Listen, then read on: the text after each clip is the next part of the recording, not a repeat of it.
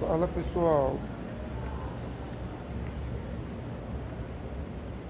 estou aqui no aeroporto de Salvador, sentido Guarulhos, São Paulo.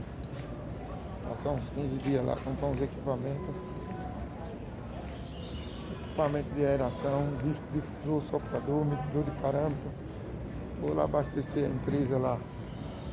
Tá faltando algumas mercadorias aí. Nessa pandemia aí tá faltando muita mercadoria, pessoal. Então, hoje, dia 23 de janeiro de 2021, estou aqui no aeroporto de Salvador às 14 horas,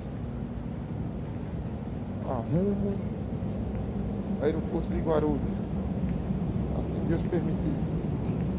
Beleza, pessoal? Uma boa tarde a todo mundo aí, aquele abraço aí. Beleza? Quem quiser montar seu sistema aí de aeração, montar seu tanque aí, precisar de sistema de aeração, equipamento, é só entrar em contato aí com a gente aí. Beleza? Piscicultura Dois Irmãos. O telefone e o WhatsApp tá aí embaixo aí, beleza, pessoal? É isso aí.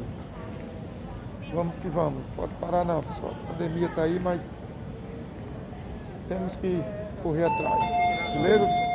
Com sua atenção, cliente do voo 1717 para Guarulhos Conexão. Seu voo está sendo encerrado pelo portão número 14. Valeu, pessoal.